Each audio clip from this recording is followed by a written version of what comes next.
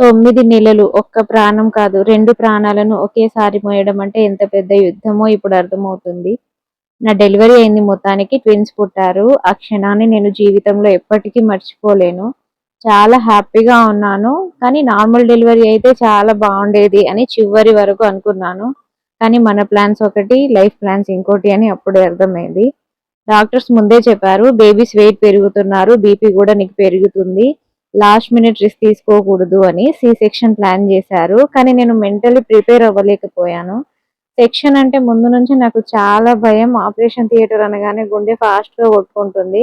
అయినా సరే బేబీస్ కోసం స్ట్రాంగ్‌గా ఉండాలి అని ట్రై చేశాను. నైట్ అంతా పెయిన్స్ వచ్చాయి. ప్రతి 10 నిమిషాలకి కాంట్రాక్షన్స్ స్టార్ట్ అయ్యాయి. నిద్ర లేదు, రెస్ట్ లేదు. ఒక్క నిమిషం కూడా రిలాక్స్ అవ్వలేకపోయా. మార్నింగ్‌కి 5 నిమిషాలకు ఒకసారి కాంట్రాక్షన్స్ స్టార్ట్ అయ్యాయి. అప్పుడే ఇవి డెలివరీ పెయిన్స్ అని నాకు అర్థమైంది. ఉదయం ఫ్రెష్ అప్ అయ్యి అంబులెన్స్ బుక్ చేసుకొని హాస్పిటల్‌కి అయితే బయలుదేరాము. అప్పటికి నా హార్ట్‌లో చిన్న హోప్ ఉండేది. 2 బేబీస్ పొజిషన్స్ సెఫాలిక్ వచ్చేస్తే నార్మల్ డెలివరీ చేస్తారేమో అని. లాస్ట్ మినిట్ వరకు ఆశ వదులుకోలేకపోయాను. కానీ బేబీ పొజిషన్ మారలేదు. నా బీపీ కూడా సడెన్‌గా పెరిగిపోయింది.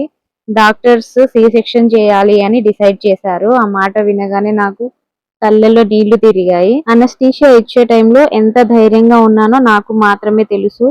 ఒక్కసారి మిస్ అయితే మళ్ళీ ఇవ్వాల్సి వస్తుంది అని కదలకుండా స్టాచ్యూలా పడుకున్నా. డెలివరీ టైంలో మొదట పాపను తీశారు, తర్వాత బాబుని తీశారు.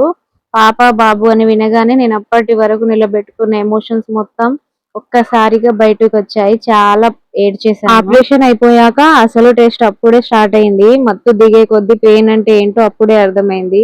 నెక్స్ట్ డే యూరిన్ పై తీసేసి వాక్ చేయమంటారు కదా, అదే అసలు నరకం అనిపించింది. నాకు ట్విన్స్ కాబట్టి కడుపు చాలా స్ట్రెచ్ అయింది. వెయిట్ ఎక్కువ ఉంది. అందరిలా ఈజీగా లేచి నడవలేకపోయాను. నాతో పాటు సెక్షన్ అయిన వాళ్ళందరూ బెటర్ గా నడుస్తుంటే చూసి నాకు ఇంకా బాధేసింది. హాస్పిటల్ బెడ్ మీద పడుకొని ఉన్న నేను పక్కన నా 2 ప్రాణాలు పడుకొని ఉన్నారు అని ఆలోచించగానే నాకు వేరే లోకంలో అనిపించింది. నన్ను చూడడానికి మా చిన్న తమ్ముడు మరుదులు కూడా వచ్చారు. ఇంకా మా ముగ్గురు ఆడపడుచులు వచ్చారు. అందరిని చూస్తే నాకు చాలా సంతోషంగా అనిపించింది.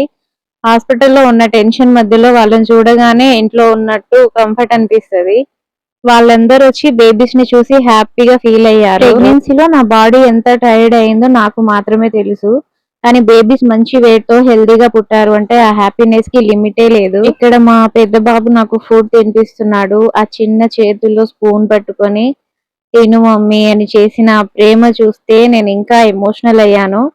నేను వాళ్ళకి అమ్మ అయినా ఆ మూమెంట్ లో వాళ్ళే నన్ను చూసుకుంటున్నారు అనిపించింది. చిన్న పిల్లవాడైనా కూడా నా పెయిన్ అర్థం చేసుకుని దగ్గరుండడం చూస్తే గుండె నిండిపోయింది. నన్ను చూసుకోవడానికి డిశ్చార్జ్ అయ్యే వరకు అమ్మ, నాన్న, మా హస్బెండ్ ముగ్గురు నా పక్కనే ఉన్నారు. వాళ్ళందరూ చేసిన సేవ లైఫ్ లాంగ్ మర్చిపోలేను. నేను లేవలేని సిచ్యువేషన్ లో నడవలేనప్పుడు పట్టుకొని నడిపించారు. నిద్ర లేకుండా బేబీస్ ని చూసుకున్నారు. నాకు టైంకి మెడిసిన్, ఫుడ్ అన్ని చూసుకున్నారు. వాళ్ళందరూ లేకుంటే నేను ఎలా హ్యాండిల్ చేసేదానో నాకే తెలీదు. ఇంకా మా హస్బెండ్ గురించి చెప్పాలంటే నిజంగా చాలా బాగా చూసుకున్నారు. నేను ఎక్స్‌ప్లెయిన్ కూడా చేయలేను. నా పెయిన్ కన్నా ఎక్కువ ఆయనకు బాధ అనిపించిందేమో అనిపించింది. ఒక్క నిమిషం కూడా నన్ను అలోన్‌గా ఫీల్ అవ్వకుండా చేశారు. బేబీస్‌ని చూసుకున్నారు, నన్ను చూసుకున్నారు, ఫ్యామిలీని హ్యాండిల్ చేశారు. ఆ సపోర్ట్ నాకు చాలా పెద్ద స్ట్రెంగ్త్. హస్బెండ్ గా కాదు నా లైఫ్ లో స్ట్రాంగెస్ట్ సపోర్ట్ సిస్టమ్ అయ్యారు. ఇక్కడ మా నాన్న బేబీస్ కి ఫీడింగ్ ఇస్తున్నారు. అందరికీ నేను ఇచ్చే చిన్న సజెషన్ ఏంటంటే మీకు నార్మల్ డెలివరీ అయ్యే ఛాన్సెస్ ఉంటే కామ్ గా డాక్టర్ అడ్వైస్ తో నార్మల్ డెలివరీ చేయించుకోండి. అది కూడా చాలా పెయిన్ ఉంటుంది. డెలివరీ టైంలో కష్టం ఉంటుంది. కానీ తర్వాత రికవరీ మాత్రం చాలా ఫాస్ట్ గా ఉంటుంది. ఫైనల్ గా మదర్ అండ్ బేబీ సేఫ్ గా ఉండడమే ముఖ్యం. నార్మల్ అయిన సెక్షన్ అయినా అమ్మ పడేది కష్టమే. కానీ ఆ కష్టానికి ప్రైజ్ మన పిల్లలు. 10 డేస్ తర్వాత అమ్మ వాళ్ళ ఇంటికి అయితే వెళ్ళిపోతున్నాను. మా బంజారాలో ఒక చిన్న ప్రోగ్రామ్ అయితే చేస్తారు. దాని గురించి నేను నెక్స్ట్ వీడియోలో చెప్తాను. అంతవరకు కీప్ వాచింగ్. బాయ్.